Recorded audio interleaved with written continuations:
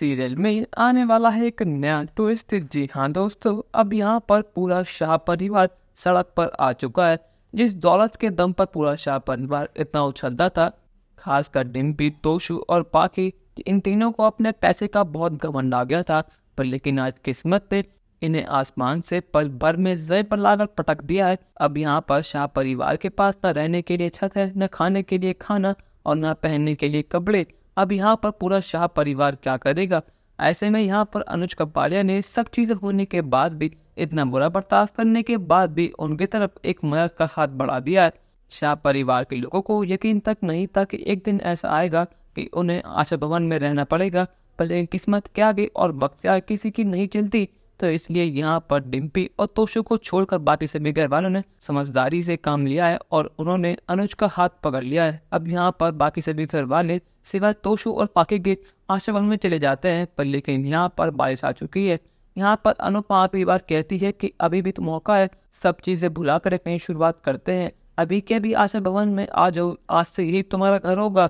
पर लेकिन यहाँ पर तोशु ने साफ मना कर दिया है कि वो भूखा मर जाएगा। पर लेकिन वो कभी भी आशा भवन में नहीं जाएगा। यहाँ पर शायद तोशु भूल रहा है कि अमेरिका में उस पर चोरी का इल्जाम लगा था। अनुज कपाड़िया ने उसे जेल से बाहर निकलवाया था। उसके पास खाने तक के पैसे नहीं थे। पर लेकिन आज चाहे तोशु के पास कुछ भी ना हो, पर लेकिन उसका घमंड उसको लिए डूबने वाला है।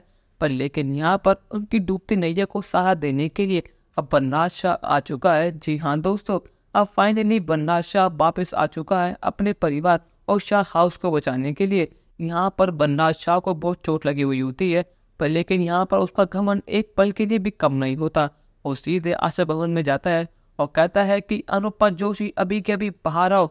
और यहाँ पर बनराज शाह सुनते के साथ ही बाकी तो जान में जाना जाती है। यहाँ पर बाकी और तोशु को यकीन नहीं होता कि उनके सामने और कोई नहीं बल्कि उनके पापा खड़े हैं। पर लेकिन यहाँ पर बनराज ने आते के साथ ये साबित कर दिया है कि उसे अनुपमा के एहसानों की, उसकी मदद की, उसके मान सम्मान की कोई कदर ही नहीं है।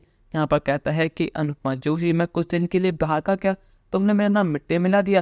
मुझे अच्छी तरह पता है कि तुमने ही मेरे नाम पर लाछन लगाया। तुमने ही सब जगह ये बात फैलाई है कि मैं घर से भाग गया हूँ और वही बहुत सारे पैसे लेकर। पर लेकिन ऐसा कुछ भी नहीं है। अब बनराज साहब वापस आ चुका है, वो सब चीजें ठीक कर देगा।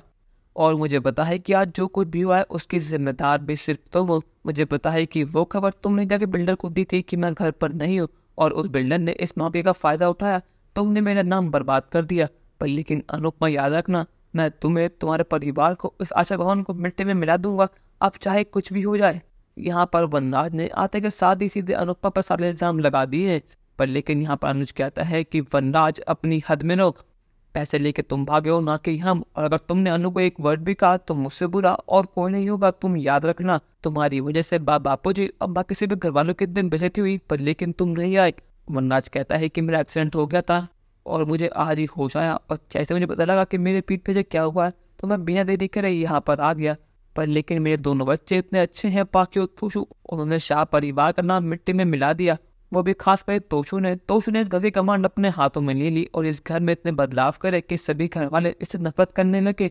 और आज ये दिन आ चुके हैं कि सभी घर वाले सड़क पर आ चुके हैं।